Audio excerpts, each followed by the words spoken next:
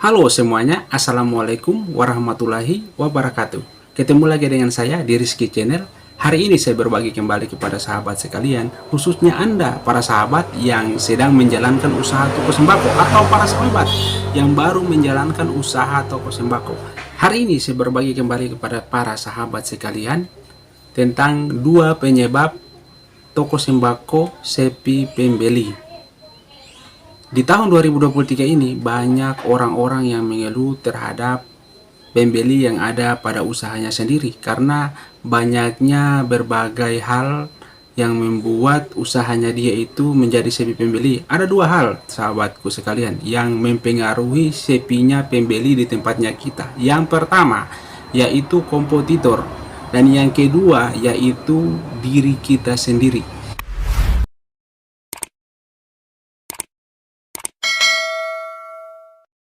Saya akan bahas tentang yang pertama dulu, yaitu kompetitor. Dengan bertambahnya hari demi hari, banyaknya orang-orang yang membuka usaha toko sembako. Di tahun 2023 ini semakin banyak dan semakin bertambah. Tambah lagi banyak toko-toko besar seperti Indomaret dan toko-toko minimarket yang lainnya yang semakin bertambah di daerah kita. Hal itu juga sangat mempengaruhi banyaknya berkurangnya pembeli pada tempat kita. Karena kenapa? Sudah pasti adanya persaingan harga antara toko yang satu dengan tokonya kita, sahabatku. Jadi hal ini salah satu penyebab toko kita itu kurang pembeli atau berkurang pembelinya, sahabatku sekalian. Jadi pintar-pintarnya lah kita menyikapi hal ini, karena hal ini juga sangat berpengaruh terhadap usaha kita. Banyaknya kompetitor, kita juga harus semakin ngos-ngosan atau semakin memberikan tips-tips baru atau hal-hal yang baru terhadap usahanya kita agar kita bisa bersaing dengan orang-orang yang baru datang atau orang pendatang-pendatang baru di sekitarnya kita, sahabatku sekalian. Itu yang pertama. Terus sedangkan yang kedua, ini yang paling banyak, sahabatku. Yang kedua yaitu diri kita sendiri.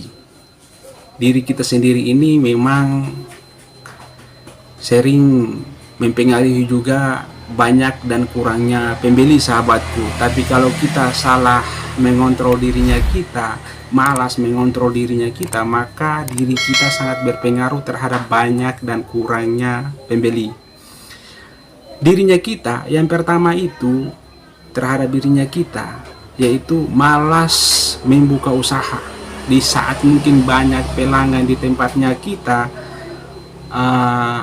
ingin datang di tempatnya kita belum buka usaha. Yang tadinya kita biasa buka jam 7, tiba di saat datang malasnya kita buka jam 9. Di saat itulah pembeli atau pelanggannya kita akan lari ke tempat lain. Dengan demikian pembeli akan bersugesti jam seperti ini mungkin dia belum buka, maka di saat mungkin jam 6 atau jam 7 dia membutuhkan barang untuk berbelanja, maka pelanggan kita akan pindah ke tokonya orang lain. Jadi kita harus mengontrol dirinya kita untuk rajin, sahabatku. Untuk dirinya kita yang bagian kedua yaitu senyum, sahabatku. Sahabat, jangan menatap pembeli seperti musuh. Rajin-rajinlah senyum terhadap pembeli, rajin-rajinlah senyum terhadap pelanggan, karena pelanggan adalah raja. Berikan senyum terbaiknya kita agar pembeli senang terhadap dirinya kita. Tapi kalau pembeli datang terus, oh dia ini biasa hutang, pemikiran seperti itu sudah ada, tidak mungkin rasa senyum akan timbul di wajahnya kita, sahabatku. Cobalah berpikir positif terhadap dirinya kita, timbulkan rasa senyum dari dirinya kita sendiri, sahabatku, untuk para pembeli. Hal itu bisa membuat usaha kita akan lebih maju dan banyak pembeli, sahabatku sekalian. Jadi salah satu yang mempengaruhi kurangnya pembeli di tempatnya kita yaitu kurangnya senyum pada dirinya kita, sahabatku. Terus yang selanjutnya, yang bagian ketiga dari dirinya kita sendiri tentang usaha kita yaitu malas mengontrol barang.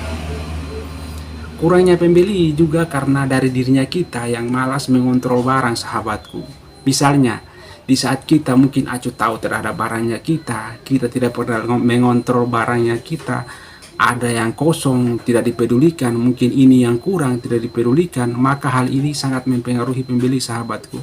Di saat ada pelanggan yang datang mencari mungkin seperti sabung ini, tapi di saat mungkin kita kurang teliti dengan barangnya kita atau malas melihat barangnya kita, di saat itu tidak ada, sahabatku. Jadi di saat itulah pelanggan akan lari ke tempat lain, pelanggan akan berpindah ke tempat lain, sahabatku sekalian. Jadi rajin-rajinlah mengontrol barangnya kita, rajin-rajinlah melihat barangnya kita, teliti terhadap barang-barangnya kita agar pelanggannya kita tidak lari dan tidak pergi ke tempat lain, sahabatku. Itu yang bagian ketiga.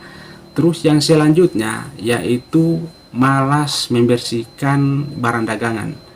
Sudah pasti kalau kita menjual di samping jalan atau di samping jalan raya, debu-debu tetap terangkat ke tempatnya kita, tempat jualannya kita.